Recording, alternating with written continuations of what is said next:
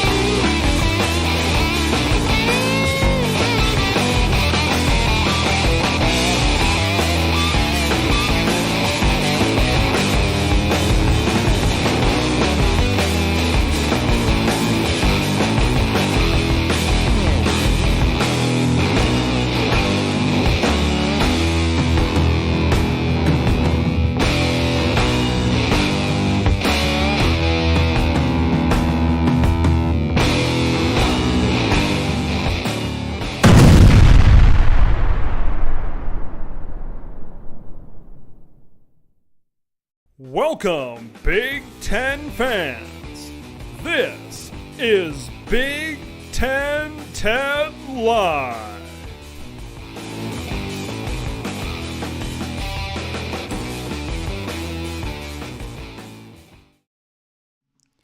It is Wednesday, November 9th, 2022. Welcome to the under construction Big Ten Ted Studios.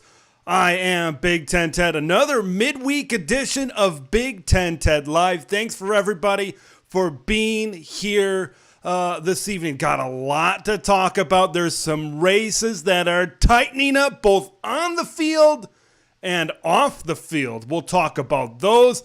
I've kind of avoided it for a while in talking about this Nebraska coaching search. Gonna talk about that and finally kind of give my thoughts on who could be the guy. It's not necessarily who's going to be the guy. It's necessarily the type of guy that could come in and take over the University of Nebraska. Of course, I will get to your questions. I see some right now in the comments, so we will get to those. So few housekeeping things to kind of take care of first before we get into the program. Little under construction, as you can see here in the Big Ten Ted Studios, in the process of getting a green screen here behind me, so I can put anything I want. Behind me to up the production level here of Big Ten Ted. So that is out there. If you haven't already, it's a great time to subscribe to the channel.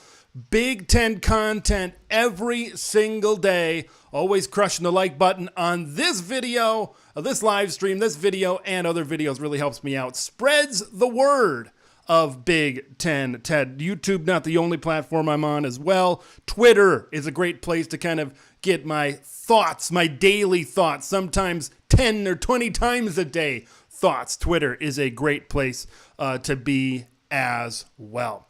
So let's kind of dive right into it. Let's dive into Week 11 in the Big Ten Conference, because if you look at the slate of games this week, this is kind of the week where I think we really start to clear up the picture in terms of who's going to bowl games, who's contending for the Big Ten West division. It looks like Illinois. Right now Illinois has got a head start. They got some tiebreakers on some teams below them, but we got some things that could maybe happen. Of course, Illinois and Purdue facing off this weekend. I've got my preview of that game on the channel, so make sure you check that out as well. But man, I kind of lost a lot. I shouldn't say I lost a lot of confidence. I doubted things. I second guess is the word I'm looking for. Illinois right now, right? I'm thinking great defense and great running game. And both of those units played pretty good against Michigan State, but Michigan State just getting the tough plays, making the tough plays. I don't know. It kind of makes you second guess things a little bit. So we'll see about the Illinois Fighting Illini. We're going to get to our topics later on here in the show. Want to get to some comments here. Welcome to Hummus Hero, Buckeye fan in the house. Appreciate that. And he's got some questions here. Do you think Illinois will take a step back next year, have a similar type of season, or an even better one? See, that's something I've actually been thinking about for a while. Where will Illinois go going forward? Okay, you've got a guy in Chase Brown, who's probably NFL bound. You got a guy in Tommy DeVito, who's a senior transfer. They've got good young wide receivers. If I look at something that's really good for Illinois right now and the future for Illinois, I look at the wide receivers. I believe Isaiah Williams is a sophomore. Pat Bryant is a young player as well. Look, whoever comes in at quarterback next season for Illinois, the good thing for them is that they're going to have weapons to throw to. But there's a lot of guys on this Illinois team that are going to be playing at the next level. There's going to be a lot of guys to replace at Illinois. So that's the big question about the future, right? You got a program that kind of comes out of nowhere, and all of a sudden it appears that they're going to put together this good season and another one, and you got a coach that's been there and done that in the Big Ten Conference, but next season is really going to determine where this team goes. I've seen so many teams over the course of college football, over the course of the Big Ten Conference, they jump up and have a really good season. I mean, Northwestern, saying in the state of Illinois, is a great example, right? Northwestern every other year, right? 9 wins here, 4 wins here. 10 wins here, 3 wins here.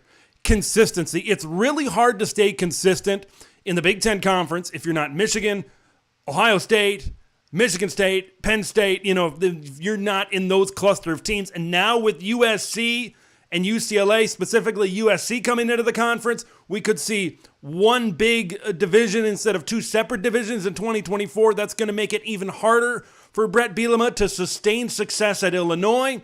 I believe that this is an Illinois team. Look, I'm not saying they're going to drop back down to 4 and 3 wins and Bret Bielema is going to get fired in a couple of years. I am definitely not saying that. What I am saying is, hey, Illinois, you might win 9 games this year. Okay, and that's great. With a bowl game, you might win 10 games.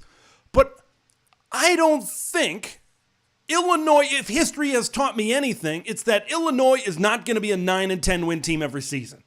I'm not saying they aren't going to be, but if history has taught me anything, you're going to see seasons like this where these teams pop up and then they pop down. They pop up and then they pop down. The transfer portal is a big part of that. I mean, where would Illinois be without Tommy DeVito at quarterback? Now, maybe they would have found another quarterback, and maybe they were destined to find a quarterback in the transfer portal, but that's a great question. But then you kind of peel back the layers on the onion just a little bit and say, well, if they got Tommy DeVito in the transfer portal, why can't they bring in another transfer if recruiting hasn't paid off at the quarterback position?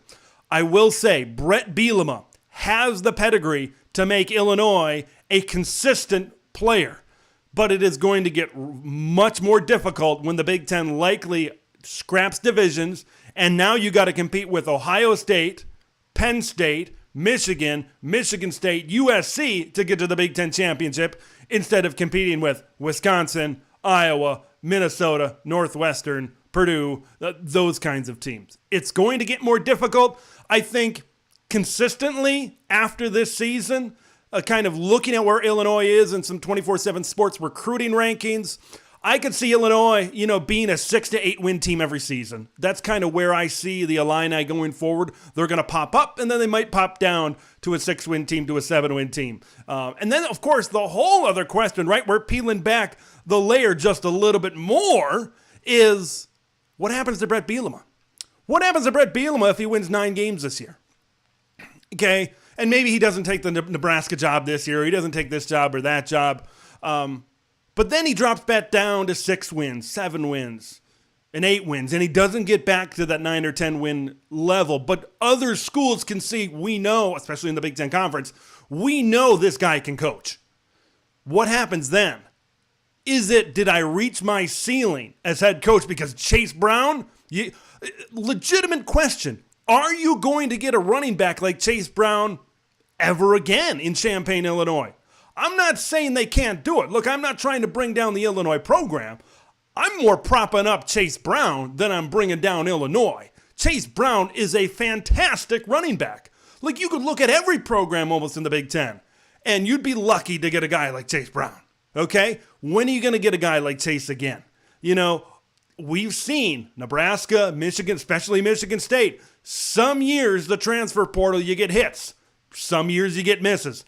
It looks like they've hit on Tommy DeVito and how he's meshed and how he's fit into their system. But sometimes there's misses. So not every year things are going to gel together. Look at Nebraska. You go out and you get a bunch of guys, but they just didn't gel together, and they didn't guys to shore up parts of their interior and in the trenches for them where they really needed it.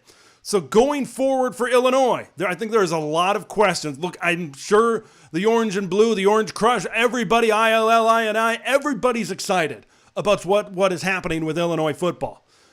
But now you got expectations. Now instead of a 6-win season, you're happy at Illinois getting to a bowl game. Now you want 8 wins. Now you want 9 wins. Everything, the level of competition with these California schools coming in, it's going to continue to raise. And if we don't have divisions anymore, it's not nearly going to be as easy to get to the Big Ten championship game for those Western schools. Not just Illinois, even a team like a Wisconsin. Like, if you look at the Badgers right now, a team that consistently up until this season was really 8 to 10 wins every single year. You could count on that in Madison, Wisconsin. But now we gotta compete with Ohio State, Michigan, Michigan State, Penn State, USC. We gotta compete with those schools to get to Indianapolis. Totally different ball game. Totally different story. So Illinois fans, soak it in, but it might get a little bit more difficult. It might get a little bit harder, and you might have to adjust your expectations as you go along. They've brought in a lot of great talent to Illinois on defense. It's going to be hard to keep your coordinators. Barry Lunny Jr. Signed a contract extension. I believe it was today, so that's a big get for them. I think that really that wraps up for me. I don't think Brett Bielema is going anywhere in this coaching cycle. I think he's committed to Illinois. It remains to be seen whether this team can break out, but maybe this is a team that instead of a Wisconsin, even though I think Wisconsin's going to be pretty good under Jim Leonhard, maybe instead of a Wisconsin, they're going to be able to compete. They're going to be on the level of Wisconsin or an Iowa, a team that really is one of the better programs from the West Division. The future is very interesting. I'll say that about things at the University of Illinois. So thanks for the question, Hummus Hero. I want to get into a point. I want to get into a story that kind of was developing this week. Dante Moore. If you don't know that name, you will, maybe even as soon as next season. Dante Moore is a 5-star high school football quarterback at Detroit Martin Luther King High School in the Detroit area. He's a top 10 player in the entire country. He's currently committed to the Oregon Ducks. But according to some people over at 24/7 Sports, that commitment could be in jeopardy. And if you're a Big Ten fan, specifically if you're a fan of the green and white, and if you're a fan of Mel Tucker, that could be good news on what's happening. So Sean Shearer is predicting. He's got a crystal ball prediction. He's about 80% of his crystal ball predictions over the past have come true. And he's predicting, his crystal ball prediction is for Dante Moore to flip his commitment from Oregon to Michigan State. This would be gigantic. This would be huge for Michigan State University, especially in the trying season that they've had. What this tells me is Michigan State is putting on the full court press. You got to think Oregon, we look at how they've played this season, and Oregon is a really good program. For Michigan State to kind of come in about a month and change before signing day and put in a really big push, it tells me a couple of things. It tells me Mel Tucker is still doing a great job, still doing a really good job in recruiting right now, right? That his first few classes that he's put together have been really strong, trying to build some depth within the program. He's really had to utilize the transfer portal, especially in these first few years, to kind of put together some good teams. Obviously, last year was a really good team. But if Dante Moore, a player of that caliber, right? Michigan State's been getting 4 stars, top 250 kind of guys. But if you get a top 10 player, currently ranked 8th in the country, and he's right up there with some of the best quarterbacks in the country right now. You look at Arch Manning. I don't know if he's that far behind a guy like Arch Manning right now. And if he comes to Michigan State, I watched him on film. I love Dante Moore's athleticism. He's got a great accuracy down the field. He would be a huge get for Michigan State. And considering the season that they've had, this tells me Mel Tucker is still on his game. This tells me Mel Tucker knows all the right buttons to push. Mel Tucker knows all the right things to say. And it maybe also tells me a lot of times what we've seen in the past year or two in recruiting is when you got a guy who's committed, and so many things, decommitting flips. I mean, what does a commitment mean anymore? But, what we've seen is when a guy's committed, Dante Moore has been committed since July, and then all of a sudden the teams come in at the last minute, usually means the bag, usually means money, especially in this era of NIL, kind of coming in at the last minute and trying to get that local kid to flip. Now, here's what a Dante Moore flip, here's what a Dante Moore commitment might mean for Michigan State. A lot of times, when you have a guy 5-star, he flips at the last minute. You're really not following it. You're really not following it for recruiting if you think these guys don't talk to each other, right? Oh, you're getting this from this school. Well, I'm getting this from this school. I'm thinking about going here. Oh, what about Michigan State over here? So you got to think if Dante Moore eventually flips his commitment to Michigan State, that's going to perk the ears of a lot of really good recruits, a lot of really good guys where they might have Michigan State in their top 3. They might have Michigan State in their top 5. And maybe now they're hearing the scuttlebutt about Dante Moore possibly flipping. Well, maybe I'm going to wait a few days to make my commitment. So this could really have a domino effect for Michigan State University. And this is the type of player I think they need at the quarterback position. You look at Peyton Thorne, and I think this is a very interesting development because it seems to me like this should be Peyton Thorne's final season in East Lansing, Michigan. The more I watch Peyton Thorne, the more I kind of group him in with a Sean Clifford, with a Tanner Morgan, guys that have maybe hit their ceiling at quarterback. And Dante Moore is he's far away from hitting his ceiling. Let me say that. So, and I think surrounding Dante Moore with really good players is going to be a key. Michigan State has done well. 2 4-star wide receivers in the 2021 class, Jeremy Bernard and Antonio Gates Jr. It was the 26th ranked class in the country that season. So, I don't know if Peyton Thorne is going to be the guy. Whether Michigan State goes into the transfer portal, whether Michigan State brings in Dante Moore, it's hard to imagine Peyton Thorne really sticking around. And maybe he does, and maybe he transfers out, maybe he does, maybe he plays a year, and then Dante Moore comes in. I mean, look at the situation with Sean Clifford and Drew Allar. Maybe there can be some type of transition because what we've seen out of 5-star quarterbacks, they don't hit all the time, every time. Look at DJ Uiagalelei at Clemson. Okay, I know Michigan State fans, you're drooling over the local kid. You're drooling over Dante Moore. You want him to come into Michigan State really, really bad. And I want him in the Big Ten really, really bad. But you look at DJ right now, it just, he had a great first game. Was that subbing for Trevor Lawrence, I think, during the COVID season, that game against Notre Dame. But it just hasn't clicked. It hasn't clicked. They've had to bring in another 5-star quarterback in Cade Klubnik to try to get things going for Clemson. So you bring in a guy right away and you put the program on their shoulders. It doesn't necessarily mean it's going to pan out. Maybe a situation where Peyton Thorne transitioning potentially into Dante Moore might be something. But this could be a huge get for Michigan State. Definitely something to keep an eye on. Let me get to some comments here. Let's dive right into it. Hummus Hero, once again, chiming in. More to Sparty would be huge for them because they've been recruiting a lot of 4-star guys and solid guys. Like, that's the word I use right now for Michigan State and Mel Tucker recruiting is solid. But a lot of times, schools, they need, who's that guy to take you to the next level recruiting-wise? Right? Who's that guy where now all of a sudden Michigan State can be in the same living room as Ohio State, as Michigan, Penn State, not only on a once-in-a-while basis, but on a consistent basis. Maybe Mel Tucker, look, I think we're still fairly new into this Mel Tucker deal, but having a Dante Moore flip on the early signing day could perk a lot of ears, and it could bring a lot of attention to what's coming up right now at Michigan State.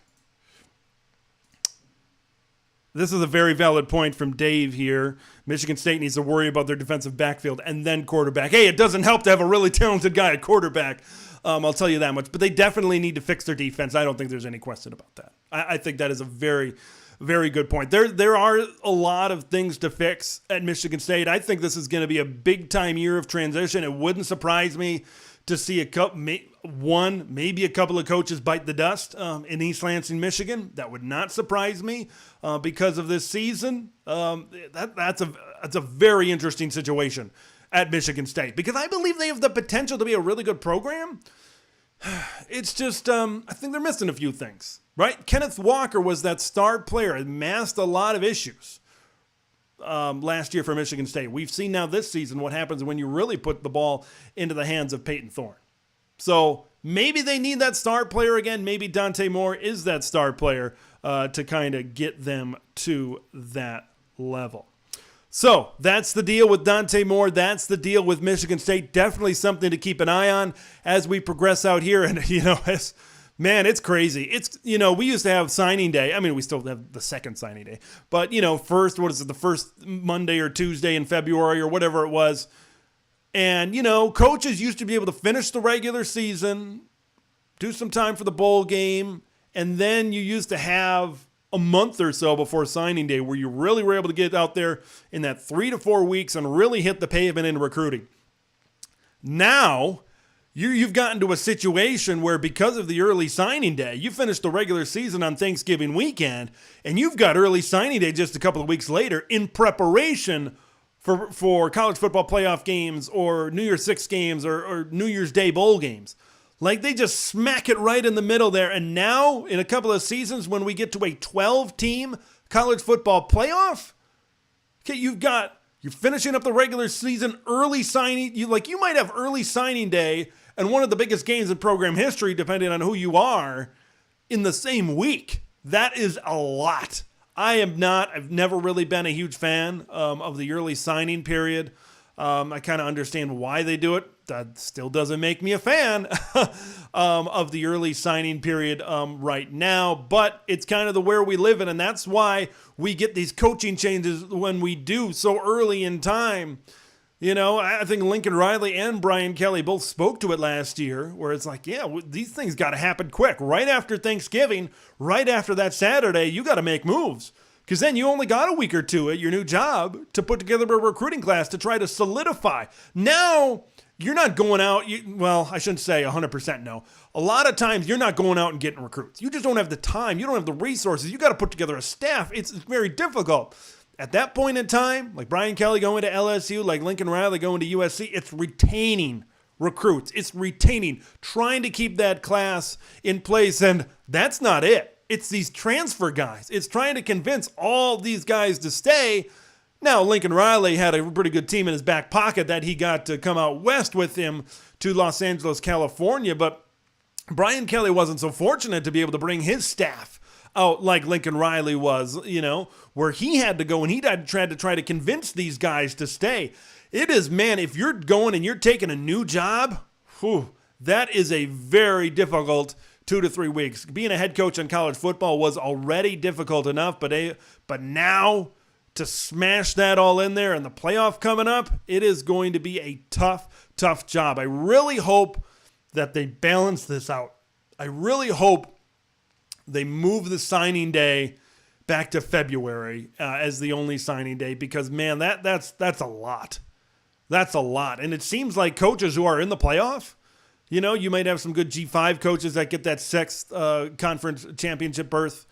Some of these at-large teams, these coaches, they just won't be able to go for another job. I mean, they could not, but who's going to leave their team out on an island when there's a chance for you to run the table and win a national title? That's going to be a very interesting development as this goes forward. You got an at-large team, you got a 10th, 11th, whatever ranked team, but you're like Brett Bielema at Illinois, and he had an opportunity to coach Notre Dame or whatever for whatever reason.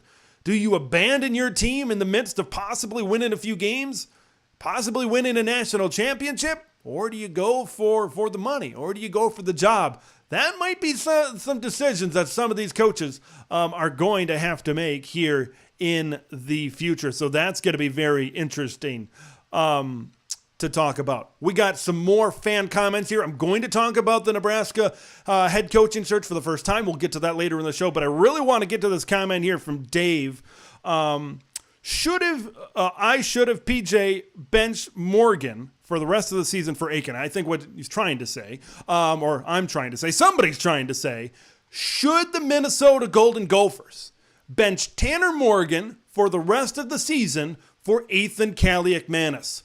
Abso-freaking-lutely. I firmly believe that. We're in the final couple of games of this season.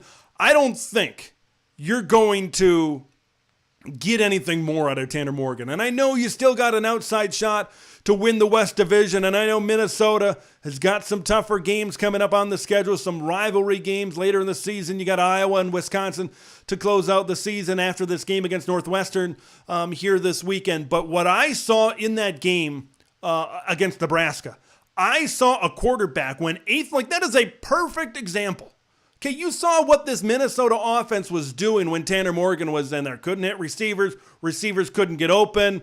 Tanner just doesn't have the mobility that Ethan Kaliakmanis is, so he can't create that portion of the offense. I look at Ethan, and there was a spark that hit that team, man. Look, throwing Ethan into that game against Penn State, yeah, he was going to struggle. His first start, whiteout, of course that was going to happen. Now, you put him against Nebraska, you can tell the more he played, the more confidence he continued to rack up as things went along. I support Ethan Kaliakmanis to go and play the rest of these games, to play these 3 games kind of going down the stretch, because I think Minnesota's got some at the quarterback position. I think he provides elements that Tanner Morgan just doesn't provide. The running game with his legs, he provides an option. You put Mohamed Ibrahim and Ethan Kaliakmanis back there in shotgun zone read, forget about it. Who's going to keep the ball? Who's going to take the ball? I think it actually opens things up for Mohamed Ibrahim more than it already does. You know, him being one of the best running backs in the entire country. But Ethan Kaliakmanis just provides more offensive options. And man, with Tanner Morgan these last couple of games, you've been lacking offensive options. You know, the more I look at Tanner Morgan and his tenure, everybody's going to love him for 2019. What he did for Minnesota Golden Gopher football in 2019 was spectacular. And when his receivers can really get open, he's a good quarterback. He's not a quarterback. Tanner Morgan's not a quarterback that is going to go in there and make everybody better. And he's not a guy that's going to throw people open. He's not going to have pinpoint accuracy when you got a defender right on his hip pocket. You look at Tanner Morgan's very best season. Who do you have at wide receiver? Tyler Johnson, Rashad Bateman. NFL wide receivers. I don't think I'm creating any controversy here. Probably the best wide receiver tandem in Minnesota Golden Gopher history. It's easy to throw the football. It's easy to have those kinds of stats that he did. Not downplaying Tanner Morgan at all. Of course, I said it once. I'll say it again. I'll say it 1,000 times. What he's done for Minnesota football has been great. But then you look at it. When Tyler Johnson and Rashad Bateman moved on to the National Football League, what happened? What happened in 2020? What happened in 2021? 2021, you can blame Mike Sanford Jr., you can blame the offensive coordinator, all you want, because now you got 2022 as an example. Okay, when Chris Ottman-Bell went down, and now you got receivers that aren't great, what happened? First half against Nebraska, what happened with Tanner Morgan? You put Ethan Kaliakmanis in the second half, and it wasn't just his running ability. He was able to throw the ball, get guys open a little bit better than Tanner Morgan did. I think you got to see what you got right now with Ethan Kaliakmanis. And this isn't we're out of the race. We're going to throw in the young guy, try to get him ready, get game reps. No, I don't think that this is what that is. I think what this is Ethan Kaliakmanis gives the Minnesota Golden Gophers a better chance to win football games. I do, because of the other options he provides in your offense. He really opens up the offense, and you saw that in the second half against the Nebraska Cornhuskers. I really believe that. Yeah, it should be very, very interesting to see what happens at the University of Minnesota. We're going to get to a question here, and then that's going to segue into kind of my second thing I wanted to talk about. And this is from Hummus Hero.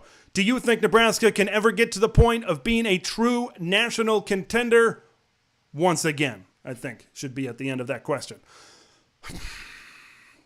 It depends who the coach is. I mean, no, I'll get to this in my, I will get to this in my, what I'm going to talk about with Nebraska here coming up. I don't know because you got to think, if you want to get on a level of being a national championship contender, you should know better than anyone, Mr. Hero. You got to get on the level of the Ohio State University. That's the goal. And I think I heard some Nebraska people, Mickey Joseph, some personalities, some radio personalities might have said, yeah, we should not be aiming for Iowa and Wisconsin and Minnesota. We need to be aiming for Ohio State, which is true to a certain extent. Yeah, you always need to aim for the top, and Nebraska, I guess, should have the expectations to aim for the top. I believe they have the resources. I will say this. I believe they've laid the foundation. I believe they have the resources to be a good football team. I just don't think what they have, unless they just get a crazy hire in this coaching search, I just don't think.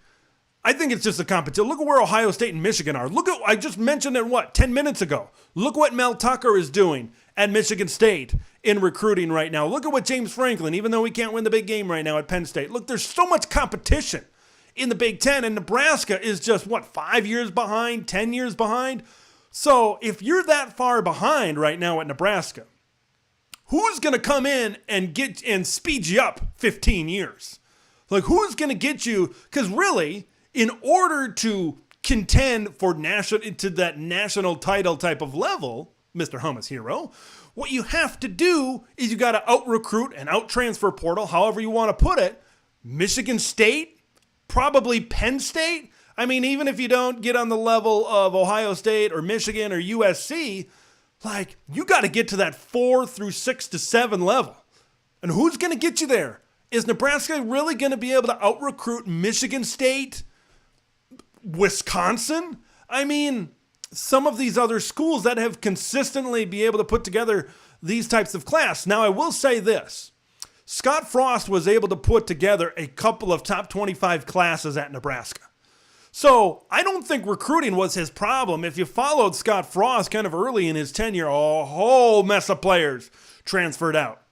Now, the narrative at the time was, well, there were bad eggs. We didn't want them in the program, this and that. But maybe it was something else. The more we kind of learned about Scott Frost, maybe it was more. Maybe things were a little bit frosty in Lincoln, Nebraska. I think that's a big question. I don't know if they should have national championship expectations on their mind right now. Okay?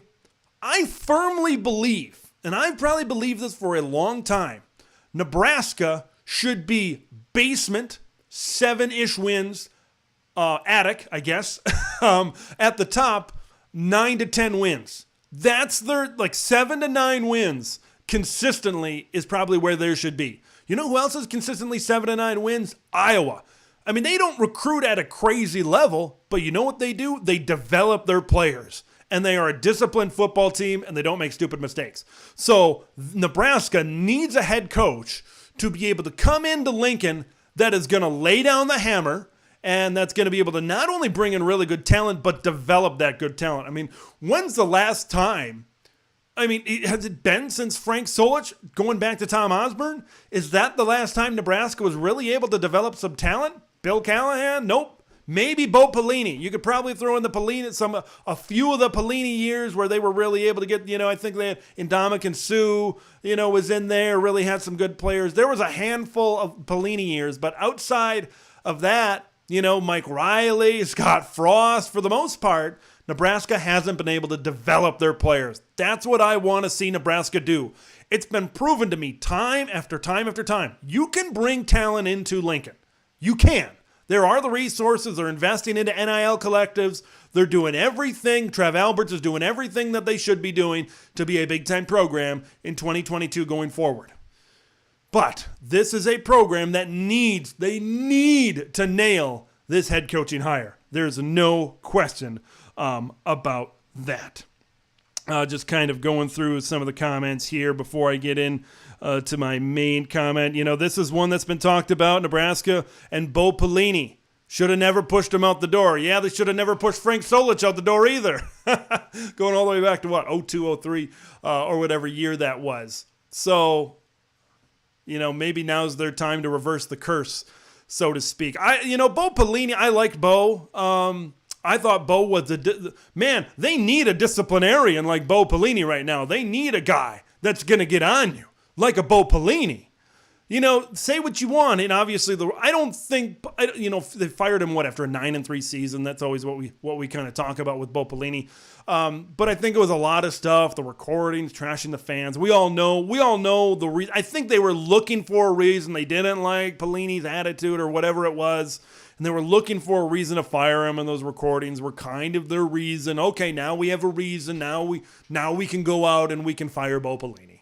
Whether that's right or whether that's wrong, I'll leave, you guys can judge that. But I thought Bo Pelini, he was exactly what Nebraska, 8 wins. I think they won 9 or 10 wins, actually, every single season he was the head coach in Lincoln. And I kind of remember during that time, even a lot of fans were saying, oh, man, we need to do better. They were doing it so consistently. Oh, now they want to win 11. They want to take the next step. They want to win 12. I mean, I kind of compare it a lot to what's happening with James Franklin at Penn State. Like, you're winning 8, you're winning 9 games, even though last year you kind of took a step down. But you're winning 9 games, you're winning 10 games. That's pretty good. Okay? Like, that's good.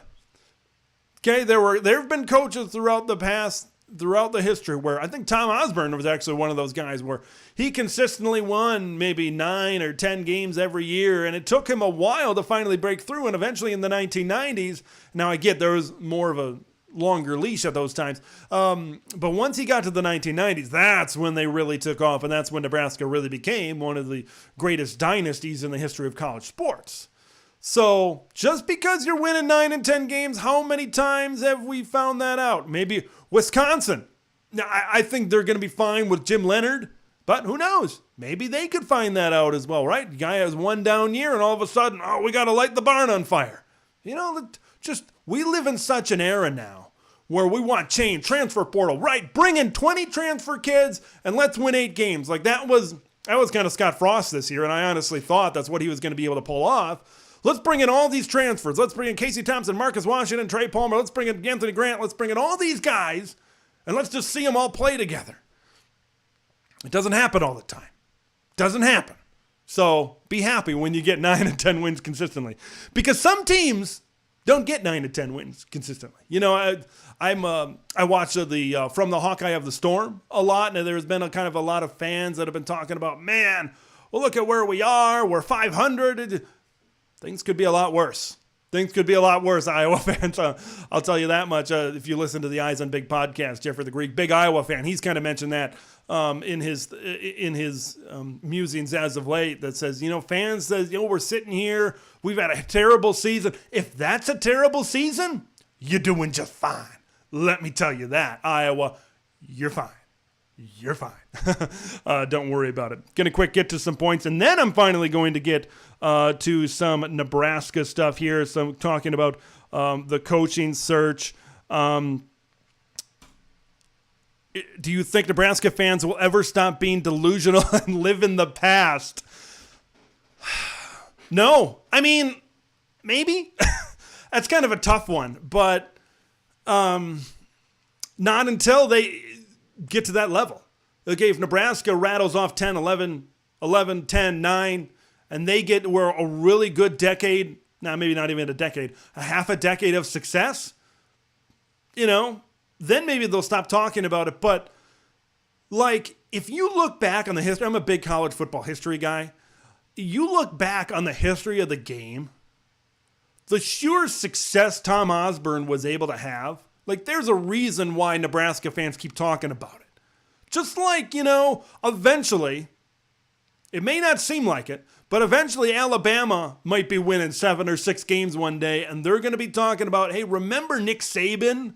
We got to get back to where we were under Nick Saban. Man, we deserve that. We're entitled to that. Not saying Nebraska fans that they say they're entitled to anything, but it's just that's their success. That's one of the greatest college football dynasties of all time. Is not the 1995 team, one of the greatest teams of all time. There's a lot of success there, and that's such a passionate fan base in Nebraska. For my money, it's the most passionate fan base in the Big Ten. I think Michigan's up there. I think Iowa is a pretty passionate fan base as well. But man, those are passionate fans, and there's a very large fan base from coast to coast. For Nebraska fans, so I think that's why you hear about it a lot, just because there's just a sheer amount of Husker backers throughout the country.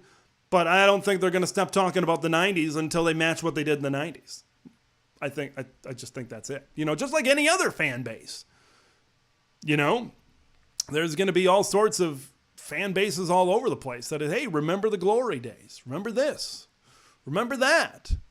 When do Chicago Bears stop talking about 1985? They never stop talking about 1985. I grew up in Wisconsin. I was born in 1991, and I know all about the 1985 Chicago Bears.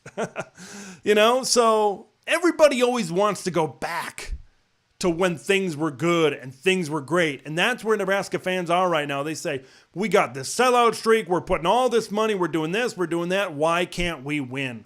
Well, you got to get the right man in there. I think that's a big reason why maybe things are going the way they are for Nebraska. I'm going to get to some chats, but I'm going to talk about Nebraska's head coaching search. There's a serious question we need to ask ourselves.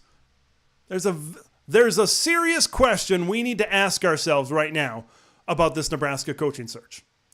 Who is going to want to leave their current position for the Nebraska Cornhuskers? This is a Nebraska job where there is a ton of pressure on you.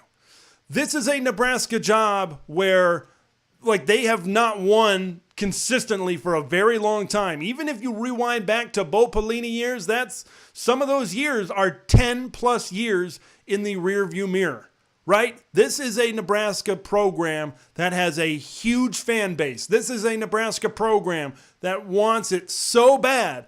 And the guy that comes in here, the next guy where Trev Alberts introduces him, he walks across the podium and he starts talking, there's going to be a ton of pressure on that guy's back. So, who's going to leave their job, and their cushy job? Obviously, if they're mentioned in this Nebraska coaching search, they're obviously doing pretty well at their job.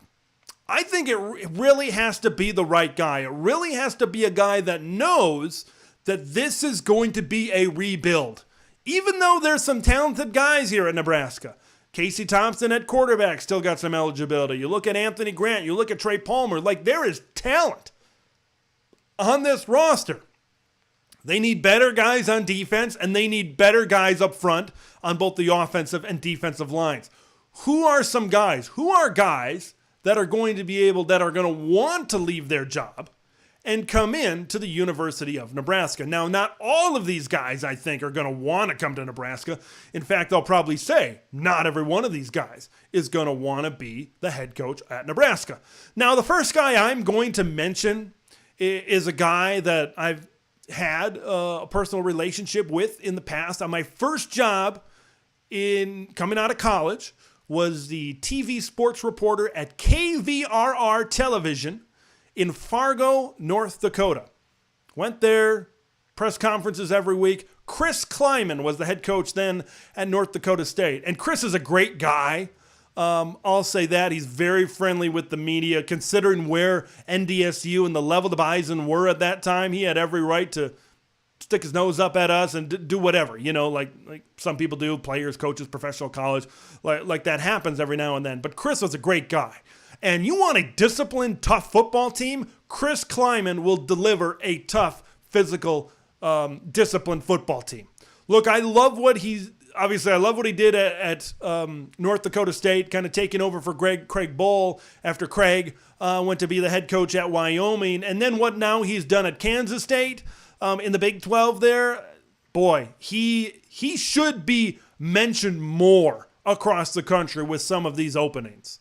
Because what he's done at K-State has been really, really good. And he's got a winning culture in Manhattan, Kansas right now. So the big question is, Chris Kleiman, is he a guy that's going to want to leave Kansas State and come to Nebraska?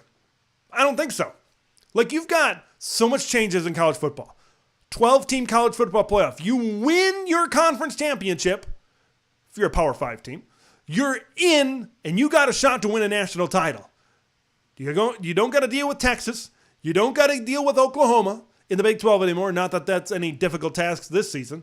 But you look at that, and you look at a program right now in Kansas State. Why can't Kansas State be one of the football powers in the Big 12 year in and year out? Why can't it be them and Oklahoma State and Baylor and TCU? Why can't Kansas State be that team that recruits well in the Big 12 conference, that's consistently at the top of the Big 12? An easier path and much less pressure exists at Kansas State than it does at Nebraska. I mean, you look at other Big 12 coaches. You look at a guy like Dave Aranda, right? You're in the state of Texas. You've got a recruiting ground within an hour or two of your stadium, right? Baylor has proven in the last couple of years with Dave Aranda that they can go to the Big 12 championship, that they can win Big 12 championships. I think Dave Aranda has built a really good thing at Baylor. Is he going to want to? That's the question we got to ask about so many of these guys. You've built up Kansas State. You've built up Baylor. You built up TCU. You built up Kentucky. You built up all these places. Are you going to want to start over at Nebraska? Okay, I know the transfer portal exists. I know all these things, NIL, and all these things exist where you can turn things around quicker. But what if it doesn't work and you leave behind and Chris Kleiman leaves behind what is probably could be a consistent 7, 9, 10 wins possibly per year in the Big 12 at Kansas State? Like, that's the thing you got to realize with some of these coaches. You look at Mark Stoops at Kentucky. You know, SEC's tough, no question about it, but he's done some really good things at Kentucky. Mark Stoops is an interesting one because I believe those Big 12 coaches that I mentioned, your Chris Klymans, your Luke Fickles, your Gus Malzahn's, Mike Gundy, guys like that in the Big 12 that could possibly make a move. They've got it made, I think, in the Big 12 with the impending college football playoff. The money's going to be there with the new TV deal in the Big 12. But now I look at a guy like Mark Stoops at Kentucky coming out of the SEC. Look, with Texas and Oklahoma coming into the conference, like, they're not going to be down for long. Texas and OU are going to recruit at an elite level. Kentucky, Florida, Georgia, Bama, LSU, A&M, Texas, Oklahoma. That's basically half the conference. Like, Kentucky is one of those programs where I just, kind of like Illinois, like I mentioned before. Kentucky is one of those programs where they're not, I think they're going to have years where they jump up. They're going to have years where they maybe jump down again a little bit. Consistent, sustained success, I think, is going to be a little bit tougher at Kentucky.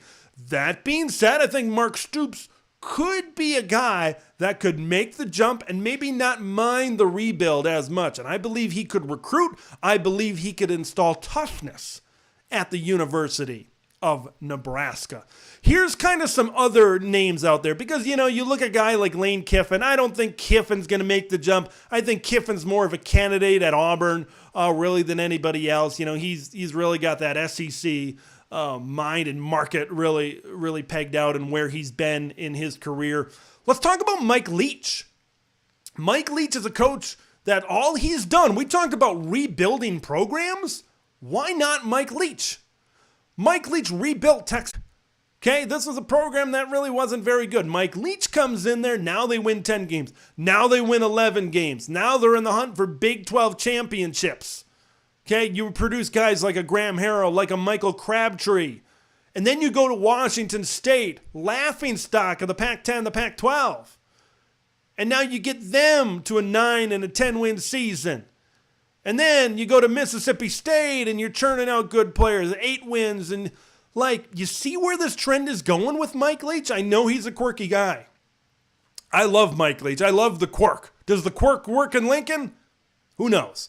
But all this guy has done is rebuild programs. And right now, that's what Nebraska needs. Nebraska needs a guy who can come in here that's proven that he can take what there is and turn it into good things. Now, one thing kind of working in Mike Leach's favor is you look at the personnel that's coming back for Nebraska. Thompson, Grant, Washington, Palmer. It's a group of guys that could really fit in to a Mike Leach offense. I really believe that. Here's a wild card in the Nebraska coaching search. Jim Mora. Yes, the current head coach of the Connecticut Huskies, UConn. He had some good seasons at UCLA. And now, this Connecticut team was possibly the worst team in FBS. And now what he's doing, possibly getting them to a bowl game this year? amazing. I would just look, Jim Moore has been there. He's coached in the NFL. He's coached Power 5 football. He's had a decent amount of success. And now look at the job he's doing right now with the Connecticut Huskies. Look, I'm just saying, dark horse possibility. He's rebuilt Connecticut. This is a guy, and once again, I'm kind of getting back to this. I think they want a guy that's tough, want a guy that's disciplined, and they want a guy that can rebuild a program.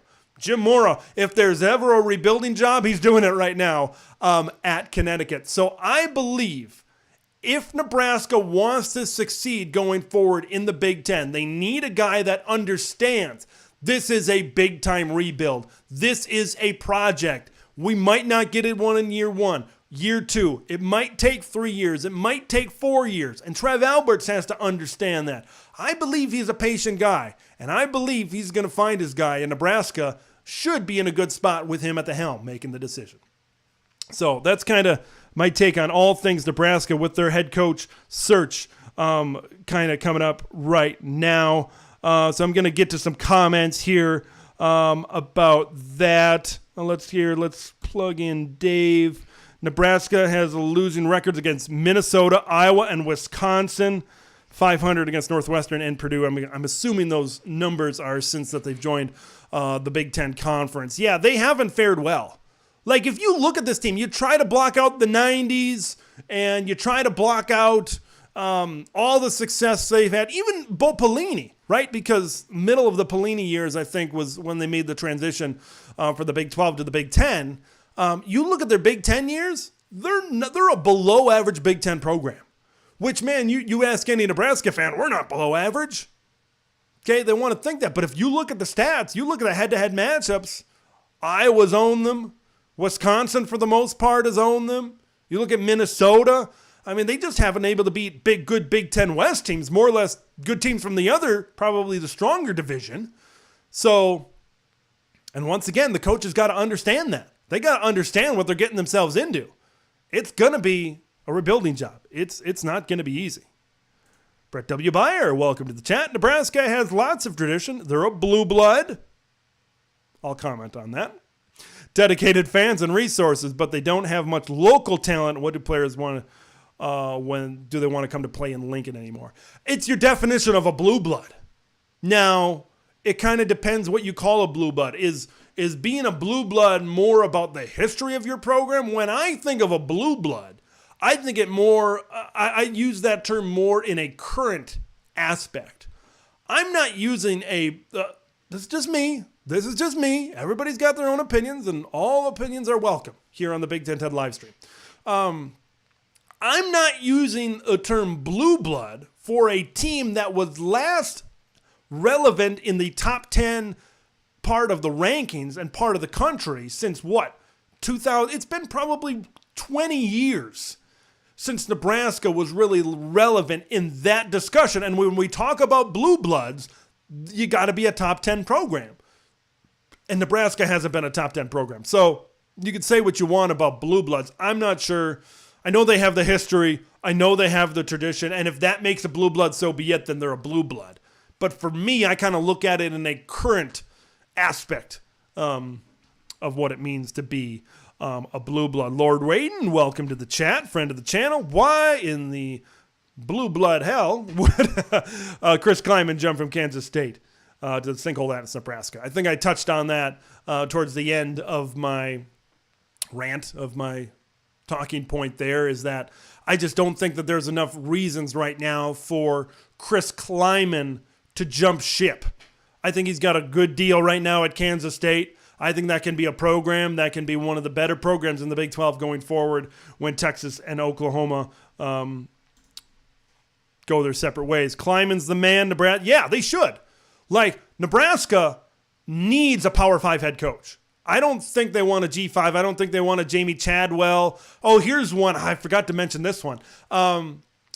Jeff Munkin. Oh my gosh, Nebraska fans they're going to get excited. Option, triple option, fullback, quarterback, pitch man. Jeff Munkin at Army. I saw, was it Chattel? I forgot. Somebody put out, a national reporter put out with a Bruce Feldman. I forgot who it was. Put out a list of guys, and he was kind of on a list of 4 candidates. Triple option. You saw Paul Johnson do it at Georgia Tech. And they had some success. They got to the Orange Bowl. It's always I always do it.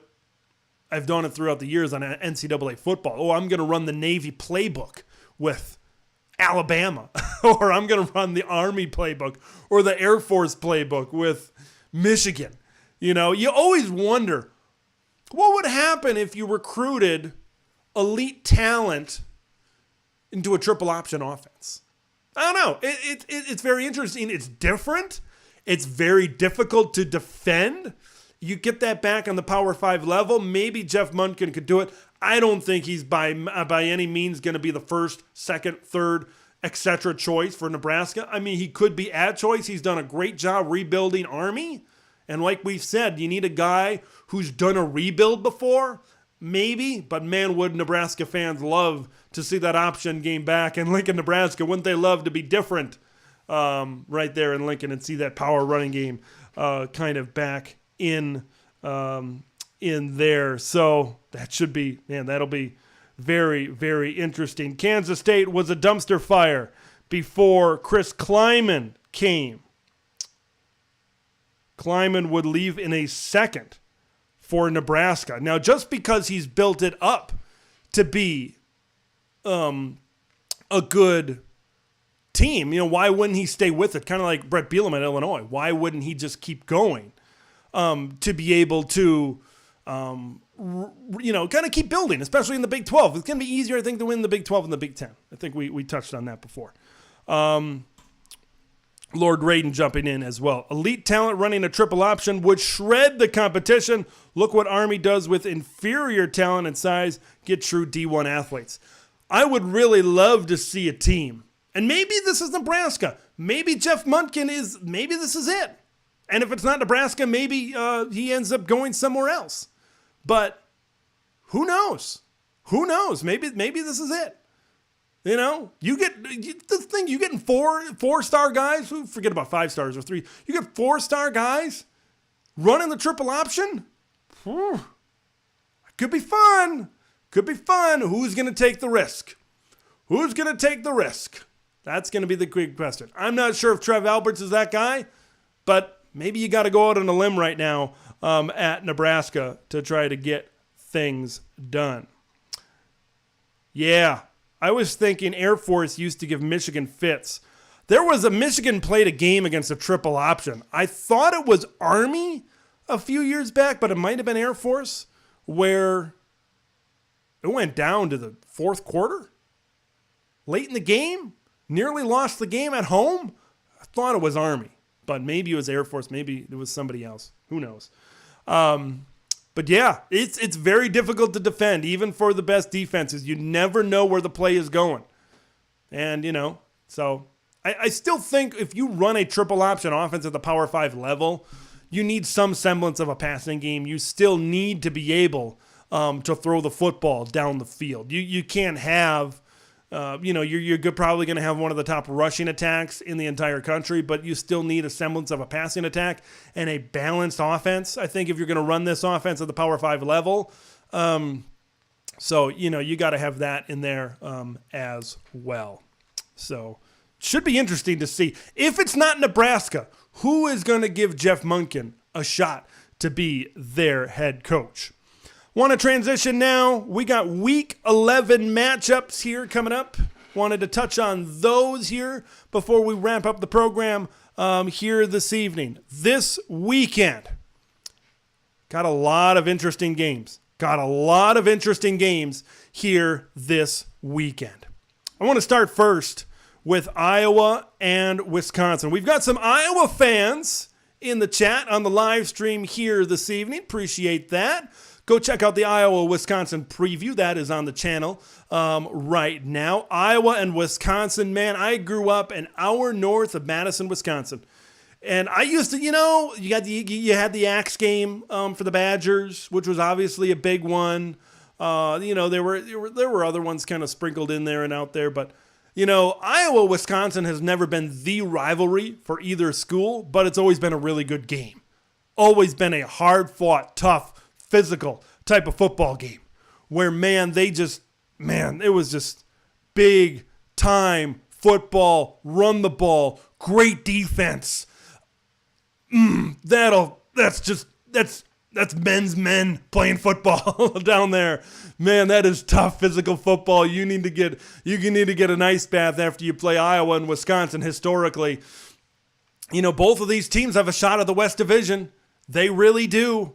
They really do. It's going to be very interesting because you got this Iowa defense on one side, elite, best in the B1G, if you ask moi. Man, I can't wait to fast forward 5 years from now and see where these Iowa guys are playing in the NFL. I think, Riley Moss is definitely going to be there. Who else from this Iowa defense? You look at the middle with Seth Benson and Jack Campbell. Those are two really good linebackers. This Wisconsin run game has been getting a lot better as we've progressed throughout the season, especially these last couple of games. Man, these Purdue and Maryland games, those games, I think Jim Leonard needs to beat, I think they can beat Nebraska, but they need to beat Iowa or Minnesota for him to really lock up the job. And I think he can lock up the job, Jim Leonard can, with a win over Iowa. But the question is, okay, Iowa offense, you got confidence. You got it. 2 good games in a row. Now you're playing a Wisconsin team, right? You look at the defenses that they've played. They played Northwestern's defense. Not good. Sorry, Ohio State. Not good, Northwestern, on defense.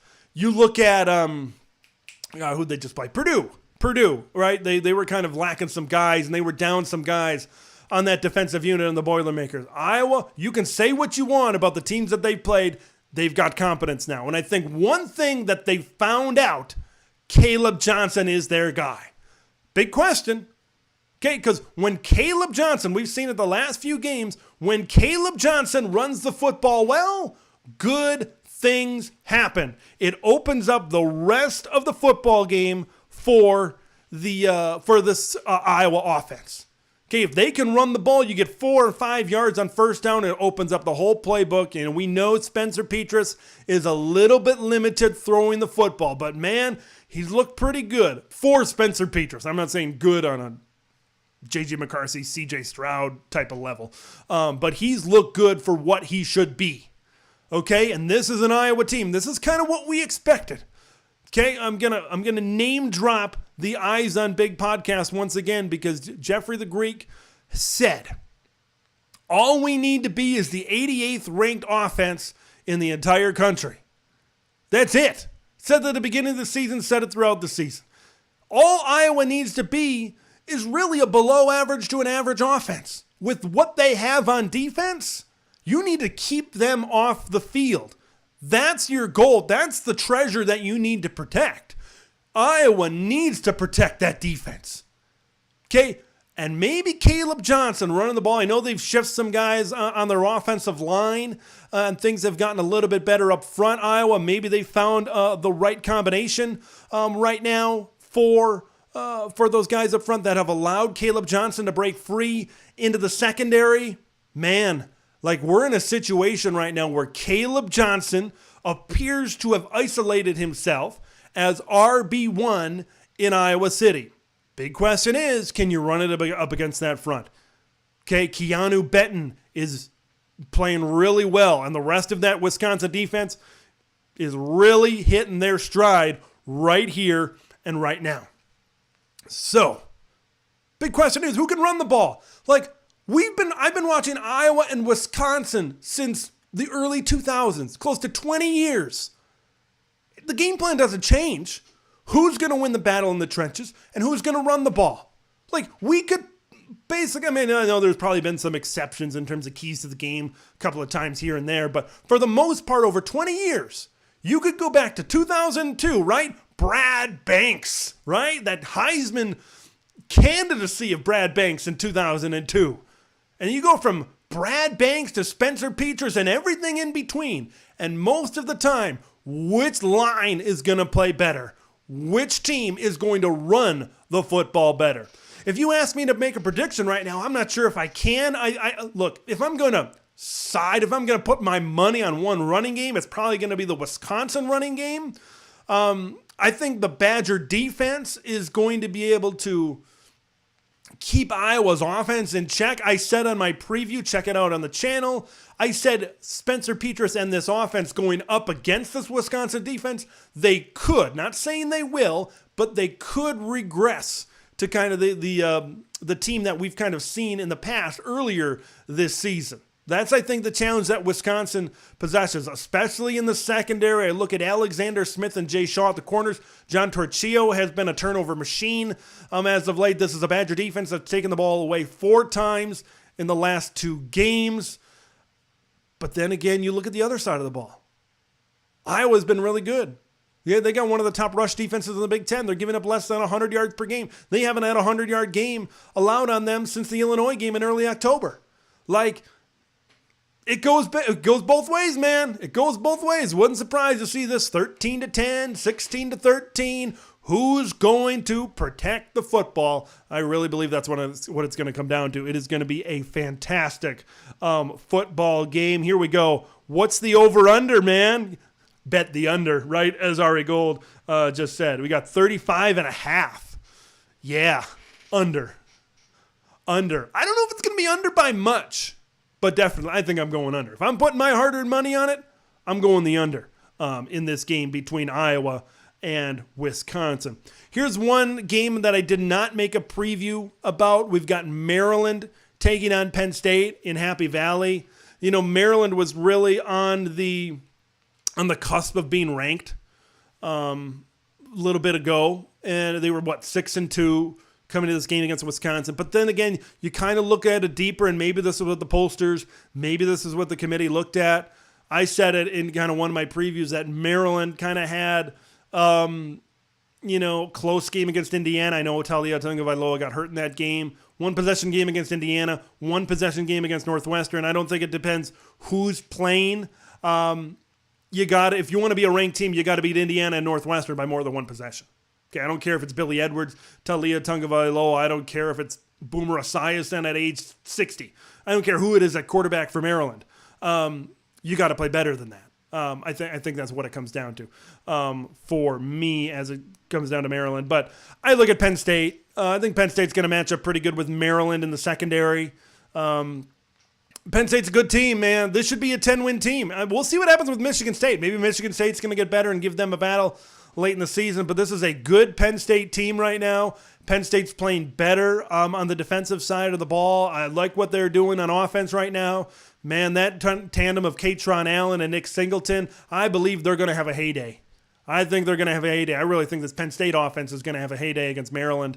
I look at what Wisconsin did running the ball in the Madison Monsoon this past Saturday. I could see Penn State, I should say, really dedicate themselves to the running game and really go after the Maryland Terrapins, which would drop Maryland to 6-3. Okay, and then they got Ohio State, I believe, still on the schedule. Then that probably gets you to 6-4, and here we are yet again, right back at a potential 7-5 type of season with Rutgers there, the final game of the season, which was their record last season. I think Maryland made some progress. I mean, they beat Michigan State this season. But maybe this is just the way. Maybe this is Maryland's ceiling right now, a 7-win, 7-win type of program right now. So, maybe that's just where we're at with Penn State and Maryland. The chat is lighting up with Iowa-Wisconsin talk.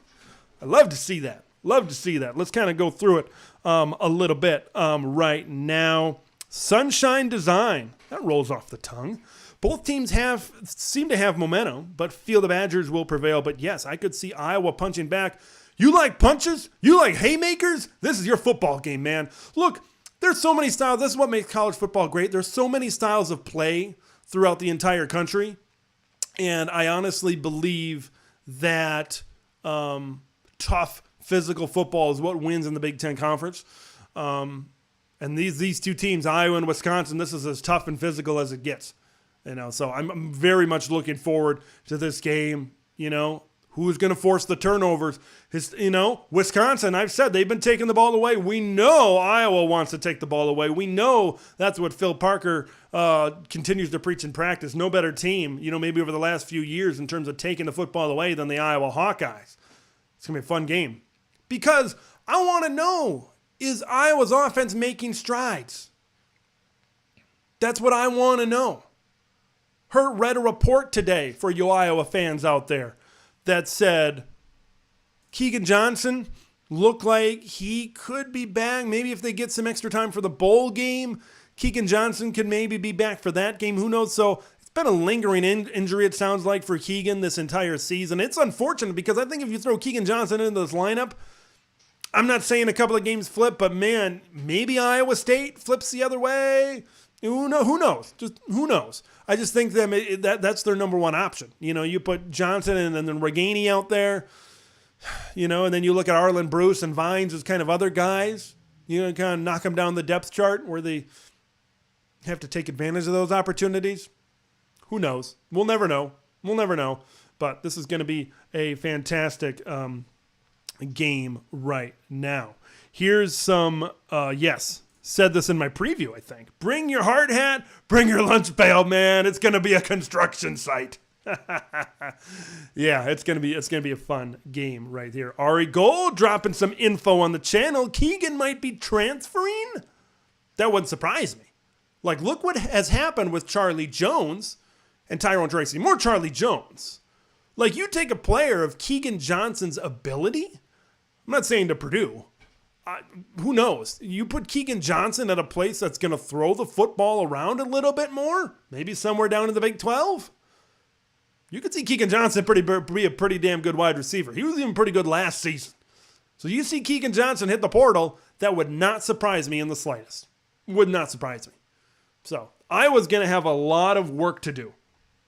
I know Iowa wants to do their best. I think they saw what happened with Charlie Jones and Tyrone Tracy. I hope that they look at that and say, okay, we know we got to keep Keegan Johnson around.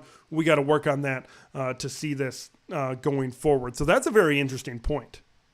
Might is the key word there. So I'm sure Iowa fans are hoping that he stays around, of course. Joseph Ford, welcome back, my friend. In my mind, it's all about which Mertz. Yes, Mertz. Which Mertz shows up. When he's on, he's pretty good. Yeah, but when he's off, he's not. he turns it over. He's inaccurate. But I will say this. I think Graham Mertz has been a lot better this season. Bobby Ingram, I think, has maybe found something in him, or maybe some combinations on the outside that have been a little bit better for Graham Mertz in terms of throwing the football down the field. He wasn't asked to do a ton. You can take, he had a bad stat line against Maryland. Watch the game. Anybody's going to have trouble throwing the ball in that type of weather. So that doesn't really bother me. Mertz, I look back in the past. I look at some of those bad games that have existed in the past, and I'm like, I don't know. It's not like I haven't seen a lot of those bad games this season that I've seen in the past where you're just like, oh, come on, man, or come on, It's just like we've seen flashes of brilliance out of this guy. Maybe Graham Mertz is putting it all together. We'll see. This is going to be a big test against Iowa. That's, I think, the big question for me. Graham Mertz seemed to be best when the running game is going, when Braylon Allen is really going, when Isaac Garendo is busting off big runs. I said it in my preview all the way at the beginning of the season for Wisconsin. The Badgers are going to be good if you keep the ball out of the hands of Graham Mertz. Don't make him beat you. Don't make him be the guy where he has to go out and make a few throws. Oh, Badgers down by 7, 3 minutes left in the game, 3rd and 8. Mertz has got to make a play. No, instead, you want to be down by 3, 3rd and 2, give it to Agent Zero, let him run through the hole, put the horns down, first down, move the chains. Like, that's the situation you want to be in for Wisconsin. That's a situation they've been in since freaking what? What year did Barry get to Wisconsin? 1991? 1990? Like, that's been Wisconsin football since the 90s. Since Barry Alvarez got here. Put your nose down, get a few yards, keep the chains moving, keep going down the field. Quarterbacks, every quarterback at Wisconsin, outside of Russell Wilson, maybe Darrell Bevell, all the way back in 1993, 2-3, whatever year they went to the Rose Bowl. Every other quarterback's been a game manager. Not Wisconsin. Man, I grew up in Wisconsin. I could go down the list of John Stocco. This is in no particular order. Jim Sorgi, Hornibrook, Joel Stavi, those types of guys where they don't turn the football over. They know the bell cow, the focal point of the offense is your Braylon Allen, your James White, your Monty Ball, Brian Calhoun. Remember Brian Calhoun? All those guys. That's the focal point of this Wisconsin offense. Chris, appreciate the super chat. Great stuff. Go Blue. Great way to support the channel is via the super chat. I think it's a little dollar sign down at the bottom of the chat. Really helps me out. Maybe helps me get some new lights here in the Big Ten TED studio. Really helps me boost the production value. So I really appreciate that, Chris, for the super chat.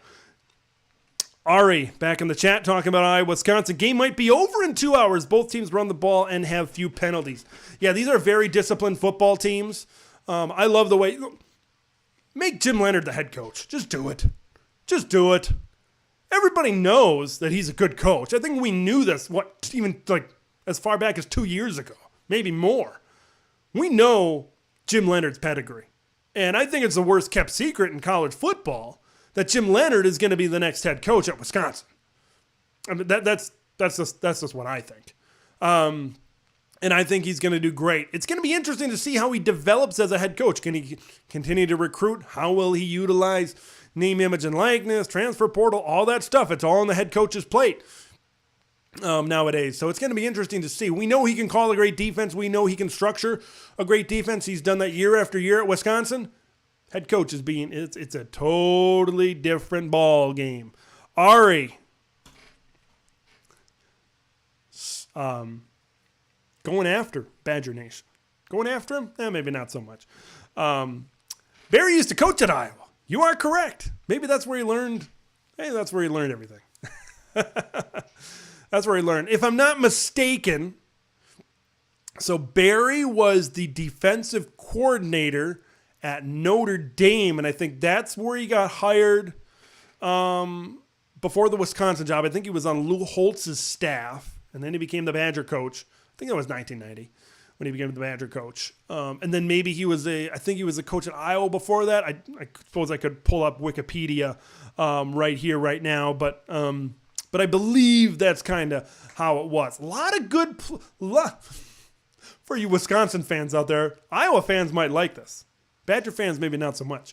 A lot of good things in Wisconsin come from Iowa, don't they? Brett Bielema played for the Hawkeyes. Of course, Ari points out that Barry Alvarez made a stop in Iowa City. Good things come out of Iowa. But, whatever. We got a prediction. I love predictions. I love seeing predictions. I've been making more predictions on the channel. Here's one from J-Man. Iowa 27-20. Ari Gold already dropped the over-under. It's sitting at 35.5. J-Man going over. Way over. 27-20 seems high scoring for me. I think the Iowa defense, what Wisconsin's doing on offense, I don't know. It seems a little high scoring for my tastes. I could be wrong, though. This could be a game where both offenses really get it going and good things happen. We'll see. I'm very looking forward to this football game. We got a 27-20 prediction there from J-Man, friend of the channel. Oh, we got, I guess, another type of prediction. Brett W. Meyer predicts Wisconsin because of Braylon Allen being a difference maker with his size and power. How does Braylon Allen's size and power match up against this Iowa defense? That's what it all kind of comes down to. Wisconsin's offensive line, I think yours truly, earlier in the season, says maybe this isn't the same Badger offensive line at old. It's getting better, but you also got to take things into consideration for all you Bucky backers out there.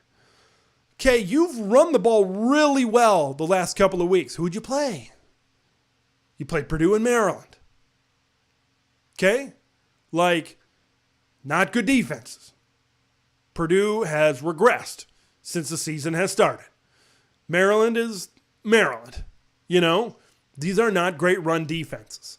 I think both teams, like look at the past 2 games. Iowa played Northwestern and Maryland. Wisconsin played Maryland and Purdue. Both of these teams have played below average Big Ten defenses. And now they're both coming at a collision course. And who's going to be able to adapt? I believe the person who adapts and adjusts in game the best is going to have a good day. Because I don't think either it's hard for me to imagine whether it's Caleb Johnson or whether it's Allen or Garendo for Wisconsin. It's really hard for me to imagine one of these guys just going off. I think, like we said at the beginning, bring your lunch pail, bring your hard hat. It's going to be a long day. It's going to be a long day at the office. It's going to be a long day for these running backs. They're going to get hit and hit and hit, and guess what? They're going to get hit again. So who's going to adjust? Who's going to power through? Who's going to have the endurance? Who's going to take care of the football? Pretty basic football stuff, right? We got more predictions. I love it. Ari Gold putting it all out on the line right there with a 17-16 game there. Maybe a field goal to win it. Spencer Petras with 1:30 on the clock, no timeouts, drives the team down the field. Hawkeyes kick it in from 48 yards out to win. If all of that comes true, well, I'm a little late buying the Powerball ticket, I guess, but wouldn't that be something if that all kind of came to fruition right there? I guess that's my version of a prediction, right? Sunshine Design. 2 touchdowns by the Iowa defense. Something we got to take into consideration. It's kind of been a minute, I think, really. I didn't catch a lot of that Northwestern game, but I think it's been a minute since Iowa's really gone ape on getting defensive points in defensive touchdowns. Okay, we've seen that a lot over the last few years. We've seen that a lot over the last few years. So we'll see if maybe they can. I think they need to bait Graham Mertz. I think if the turnovers are going to come, it's coming the passing game. I don't think there's going to be a threat of weather in Madison this week like there was last week. It doesn't appear to be that I know of. I'll kind of talk about what I'm doing here in just a minute this weekend. But yeah, I don't think there's going to be weather. I think it's going to get colder. It sounds like it's going to get colder, at least around here. And by around here, I mean Minneapolis, St. Paul. But we'll see. We'll see. See what happens. Ari Gold, put the hands up. It's good. We'll see. Joseph Ford, bold move, J-Man. Predicted greater than 250 yards rushing out of Illinois last week. Swing and a miss. I think we all did on that one. Oh, they are in Iowa City. Thank you for the correction, Dave. That's right, because they were in Madison last year. Thank you for the correction. So I don't know if anybody's got the forecast for Iowa City for Kinnick Stadium. Let me know, because I don't have it off the top of my head. So should be an interesting matchup. I was talking about Penn State, Maryland. I think Penn State's gonna go, and they're gonna have a heyday. I think they're gonna win by a lot. I think Maryland looking like a 7-5 team once again. That's just the way it looks. I thought they'd be better than that. I predicted them to go 8-4 this season, but doesn't look like it's gonna pan out that way. Gonna quickly kind of go through some other games. How about Northwestern and Minnesota? We talked about Minnesota and their quarterback situation. I don't think I've really heard a lot on their quarterback situation. In terms of who's going to play or not play. The game is in Minneapolis. You look at Northwestern and how they played last week. This should be a Minnesota team. Minnesota should pick up where Ohio State maybe didn't have the best game, at least early in that game, and that's running the football like this is an offense. I think that's going to push around Northwestern on defense. I think Minnesota is going to go right at the Wildcats, and Minnesota is going to have a great day running the football. This is a Gopher team. I think they know who they are. Like, they know this isn't a team. They're not going to go deep on you a lot. They're not going to push the ball down the field, especially with Tanner Morgan. Like I said, Ethan Kaliakmanis, I think he's their guy. So we'll see, but just run it down Northwestern's throat. That's what you got to do. I mean, look at Northwestern. They're going with Brandon Sullivan at quarterback. Man, Man, I remember first game of the season, Ryan Helinski is there at quarterback against Nebraska. And I'm like, maybe Ryan Helinski is a decent quarterback. He was a 4-star kid coming out of high school. Maybe he's going to do some things now. No. They got Brendan Sullivan right there at quarterback. I think Northwestern has to try to punch Minnesota in the mouth, with Evan Hull, the Maple Grove, Minnesota native. You look at Cam Porter. They got to try to run the ball on Minnesota. Look at what Nebraska did on the first drive against the Gophers. They abandoned the run, but you got to try to hit them with their own medicine, I think, kind of thing, when I look at Northwestern and when I look at these other guys. We got predictions coming in on Northwestern, Minnesota. 35 rip for the Gophers. I don't think they're going to put up 35. That's just me, though. J-Man, PJ will not bench Morgan. You're probably right. But this is if I'm the head coach. It's what I would do. Tanner Morgan, like I said before, I don't know where you were earlier, your J-Man, but I said it before. Tanner has done a lot for this university. He's done a lot for this program. But man, we're not in 2019 anymore. Okay, look what happened ever since Tanner has lost Tyler Johnson and Rashad Bateman, and now this year Chris Altman-Bell. Look at 2020. Look at 2021. Look at the first half of this Nebraska game. Look at the Purdue game. Look at all these games. I think the proof is in the pudding. I honestly think Athan gives you a better chance to win. That's me right now. Like me earlier today, driving back from work, Northwestern is out of gas. Didn't quite run out of gas. Came close though. Yeah, they were out of gas, I think, when they came back from Ireland. Maybe they spent all their gas in Ireland. I'm assuming you're talking about, this could be Tanner Morgan, I guess. It also could be Pat Fitzgerald. Has Pat Fitzgerald earned the right? We've talked about this on past live streams. Has he earned the right to kind of leave when he wants to leave? Maybe. They should build a statue for this guy in front of their new stadium, by the way. What he's done as a player, what he's done as a coach. He's left a lasting impact, I think. All right, Sunshine Design, you're going to be coming to my neck of the woods when I will not be in my neck of the woods. Going to the game. Gophers will mash up Northwestern. Yeah, I think so. It's going to get a little bit colder here around Minneapolis.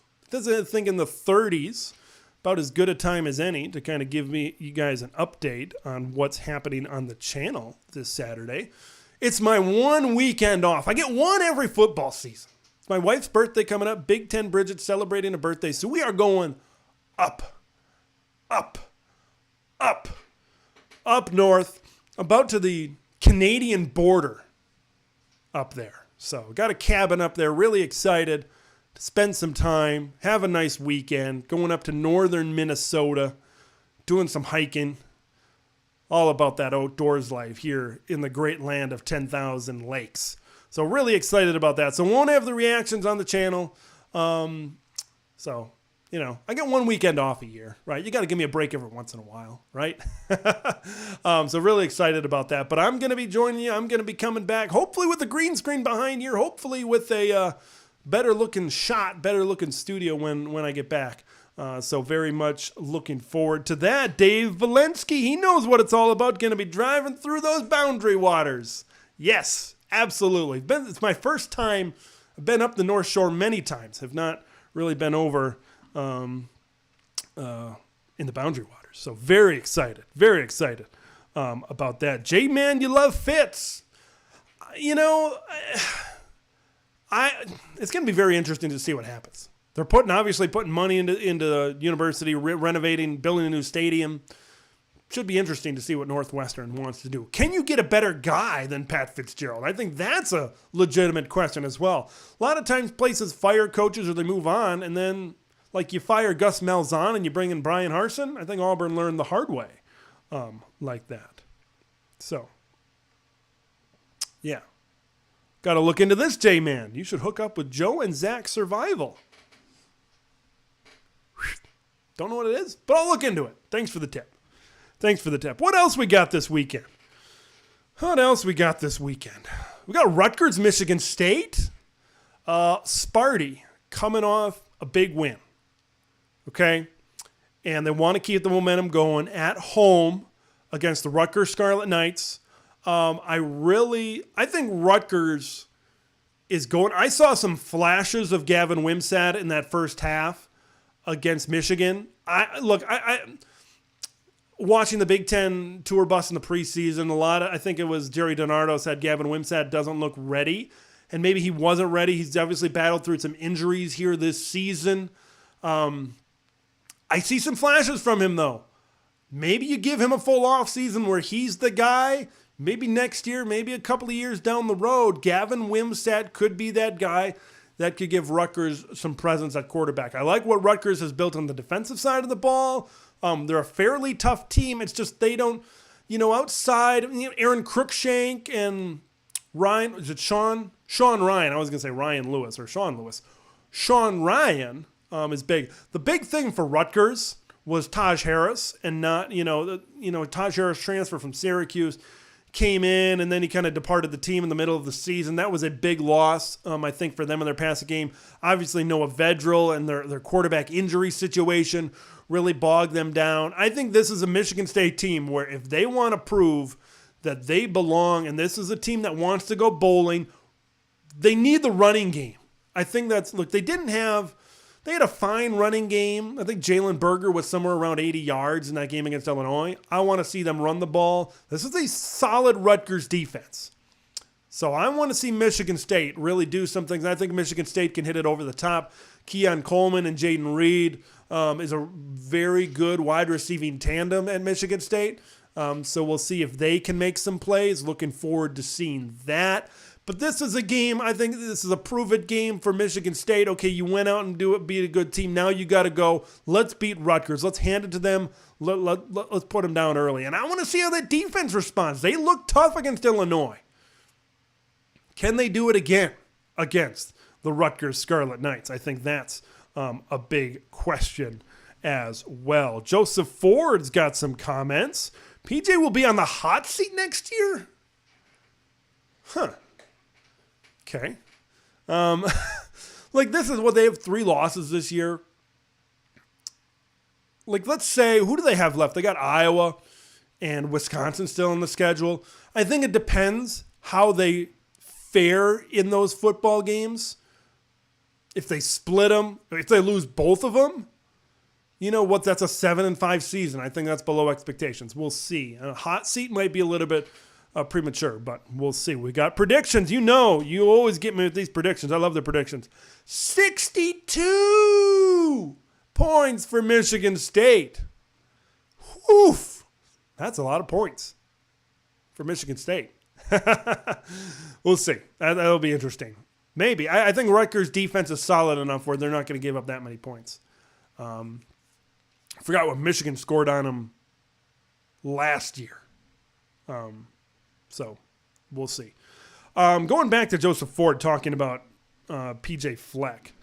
The natives are getting restless. Can't get over the hump. We'll see. I'm going to get to that. Thanks, J-Man, for coming out here tonight. Really appreciate it. Really appreciate the kind sentiment. Getting back to Joseph Ford about Minnesota. This is actually a good thing, believe it or not. I believe what this means with the fans getting restless. I firmly believe this is a good thing because with PJ Fleck has raised the bar where now if you win 7 games or you win 8 games, people are going to come out and say, what's going on? So he's raised the bar at Minnesota. That's a good thing. But when you raise the bar, you got to continue to keep your hands on the bar and keep it high. Otherwise, you take your hands off the bar and it drops straight on your face. So that's what PJ Fleck has to try to do, right? It's going to be a very interesting end of the season. You got Northwestern, Iowa, and Wisconsin are going to be very interesting games. I don't know how those last 2 games are going to end up. Those Iowa and Wisconsin games are going to be very, very interesting here down the stretch. Earlier on in the season, I thought, Minnesota can take it to Iowa because Iowa's having offensive struggles. Now Wisconsin's getting better, so it's going to be very interesting to see how things end up out there. Dave says PJ's not going anywhere, specifically if he beats Iowa and Wisconsin. Yeah, he beats Iowa and Wisconsin, you got a 9-3 season, and you're golden. I know that still might seem like a disappointment to Minnesota fans, but considering where you were kind of earlier in this season, but it's still a good year. Right now, if you go 9-3 and you get those big wins over rivals Iowa and Wisconsin. Should be a great week in the Big Ten Conference. Right on cue.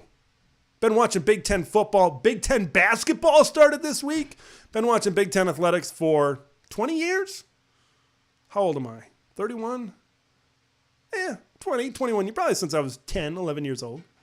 A lot of great moments. This offseason, I might share some of my greatest football moments, maybe some basketball moments as well that I've experienced, some looking back at some history of the Big Ten Conference. So looking forward to that for maybe some off-season content. But, man, there's been a lot of content. The expansion of the league has kind of been something to follow. Going out to California, a little bit different. I've always taken a little bit of pride of the Big Ten being the northern, cold, bring your lunch pail type of work, physical type of conference, especially the cold weather kind of thing. I love cold weather games. Growing up in Wisconsin, now living in Minnesota, I love those cold weather games. But yeah, Big Ten's where it's at. That's where it's at. That's why you're here on the Big Ten TED live stream. Well, I think that kind of winds things up. I'm really looking forward to everything going on. I did not touch on Michigan and Nebraska. Got a preview of that game. Drop it on the channel at 7 a.m. tomorrow morning, so make sure you look for that. I got to upload some polls to the channel so you guys can vote. I'm going to send my predictions. Big Ten Ted currently holds a 1-game lead over you guys in the predictions here this last couple of weeks. So you guys got to get back at me to try to even the score. But I appreciate all you guys for coming out here on this live stream tonight. Man, this is probably the longest live stream we've had so far since I started doing this just a couple of weeks back. So appreciate all of the support. As always, if you haven't already, hit subscribe so you can get that Big Ten content every day in your news feed. Ring the bell to stay notified. Make sure you follow on Twitter. Some great content over there. So this will do it. Once again, no recaps this week. Going to be going up to northern Minnesota. I get my 1 weekend off here in the Big Ten Ted land. And then I'm going to be hitting the pavement because, man, these last couple of weeks of the season, there's a lot on the line and there's a lot at stake. Follow on Twitter. Follow on Twitter. Make sure you subscribe. That's when you know it's time to end the live stream. Thanks for watching, everybody, and we'll see you in the next one.